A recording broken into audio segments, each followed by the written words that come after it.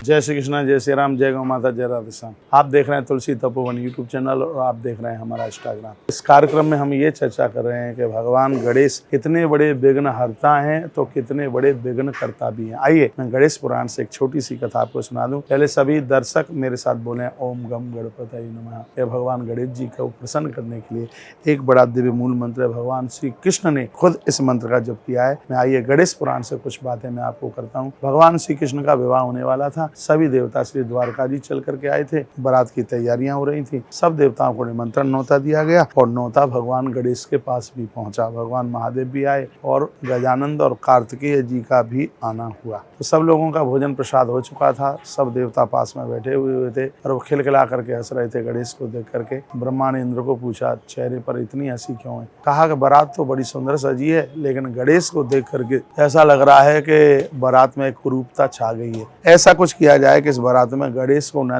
ले जाया जाए तो ज्यादा बढ़िया होगा, क्योंकि गणेश के संग में हमें भी लज्जित होना पड़ेगा। विधाता ब्रह्मा ने कहा कि गणेश को कौन मना कर सकता है, वो तो जरूर जाएंगे। देवराज इंद्र ने कहा कि आप मना करके आइए और कुछ ऐसा बहाना ढूंढिए जिसकी वजह से गणेश इस बारात में न जा पाए। ब्रह्मा जी ने कहा कि इसके लिए क्या बहाना खोजें। तो देवराज इंद्र ने कहा कि ऐसा कह दो गणेश को जा करके कि आजकल द्वारका के आसपास राक्षस निशाचर लोग ज़्यादा रह रहे हैं।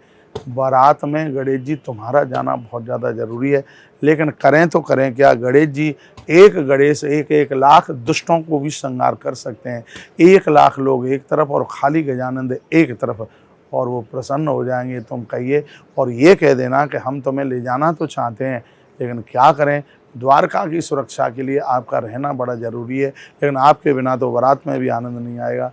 ब्रह्मा जी मुस्कुरा गए और विधाता ब्रह्मा सीधे गणेश जी के पास पहुँचे। गणेश जी से जाकर के कहा, भगवान कृष्ण की शादी है और आप आए हैं, कितना अच्छा लग रहा है, कितना बढ़िया लग रहा है। हे गजानंद, सभी देवताओं में तुम सबसे पहले पूजे जाते हो, तुम्हारे बिना तो कुछ अच्छा लगता ही नहीं है, लेकिन क्या करें, आज एक बहुत बड़ी मुसीबत खड़ी हो गई है। गणेश जी ने कहा, क्या मुसीबत खड़ी हो गई? तब विधाता ब्रह्मा कहने लगे, आज द्वारका के आसपास मेरे हाथ में जो पंख देख रहे हैं खाटू श्याम भगवान के मंदिर का है, इसलिए मैं हाथ में लिया हूँ। और भगवान कृष्ण के विवाह की चर्चा गणेश पुराण से और मैं गणेश महिमा के साथ में मैं वर्णन कर रहा हूँ, आप सुनिएगा। तो गणेश जी ने पूछा, क्या परेशानी आ गई है? तो विधाता ब्रह्मा कहते हैं कि आजकल श्री द्वारका के आसपास में निशाचर राक्षस बहुत ज़्यादा हैं और सब बारात में चले जाएंगे तो द्वारका लुट जाएगी, क्या करें? कृष्ण ने स्वयं ये बात कही है, प्रभु ने ये बात कही है कि इस द्वारका की रक्षा गणेश के अलावा और गणेश जी के अलावा जो मेरे आराध्य हैं उनके अलावा द्वारका की कोई रक्षा कर नहीं सकता। लेकिन मैंने कहा कि नहीं, गणेश जी का बारात में जाना बहुत ज़्यादा ज़रूरी है, उनके बिना तो बारात में शोभा ही नहीं बनेगी। अब ऐसी दुविधा आ गई है, आप ही समाधान करो। ब्रह्मा कहने लगे, हम आपके पास आए हैं, आपका बारात में भी जाना जरूरी है और आपका द्वारका में भी रहना जरूरी है यहाँ की रक्षा के लिए। गणेश जी मुस्कुराए। गणेश जी ने कहा, कोई बात नहीं है, मैं तो सालों साल बारात करते ही रहता हूँ, लेकिन ब्रह्मा जी आपको कोई ज़्यादा इतना आह्वान करता नहीं है, इसलिए तुम ही बारात करो, मैं द्वारका की रक्षा के लिए मैं यहीं बना रहूँगा। ब्रह्मा जी बड़े खुश हो गए। ब्रह्मा जी ने इंद्र को जाकर के कहा, सब देवता बारात लेकर के निकले। नारद जी भी साथ में थे। देवश्री नारद जी ने देखा सब दिख रहे हैं, लेकिन गणेश जी नहीं दिखते हैं, बात क्या है? तो नारद जी समझ गए कि इन देवताओं को अपनी सुंदरता का घमंड है। तो अभी मैं इनको बताता हूँ कि गणेश को अपने आप से निष्कासित करने के क्या भुगतान भोगने पड़ सकते हैं। उसी समय नारद जी लौटकर द्वारका में गणेश जी के पास आए और गणेश जी बैठे थे, बड़ी प्रसन्न मुद्रा में बैठे। नारद जी ने कहा, बारात में नहीं गए हो गजानंद? गणेश जी को नारद जी इतना मानते हैं कि गणेश स्तोत्र देवसी नारद जी ने ही लिखा है, ध्यान रखिए इस बात के लिए। कहा, आप बारात में नहीं गए? गणेश जी ने कहा कि ऐसी ऐसी बात थी, आजकल द्वारका के आसपास राक्षस निशाचर लोग बहुत ज्यादा हैं, यहाँ रक्षा के लिए कोई जरूरी था तो ब्रह्मा ने आग्रह किया, इसलिए मैं रुक गया हूँ। नारद जी ने कहा, ऐसी बात नहीं है, बूढ़ा ब्रह्मा भले ही मेरे पिता हैं, लेकिन उन्होंने आपका इतना बड़ा अपमान किया है कि मुझसे सहन नहीं हो रहा है। और ये देवताओं ने ये सोच रखा कि हम ज्यादा सुंदर हैं और गणेश कुरूप है, इसलिए गणेश जी को बारात में नहीं ले जाना है, इसलिए जानबूझकर तुम्हें छोड़ के गए हैं। गणेश जी को क्रोध आ गया और कहा, अच्छा ऐसी बात है, तो मैं अभी इनकी बारात कराता हूँ। उसी समय गणेश जी ने आह्वान किया तो करोड़ों की संख्या में चूहे चल करके आ गए। उन्होंने मस्तक झुकाया, कहा, हमारे लिए आदेश कीजिए, हमें क्या करना है? भगवान गणेश जी ने कहा कि जिधर से बारात जा रही है वहाँ पर ज़मीन खोद करके रख दो। और करोड़ों की फौज चली भगवान गजानंद की, जहाँ से बारात जा रही थी वहाँ पर सब गड्ढा खोद करके डाल दिया।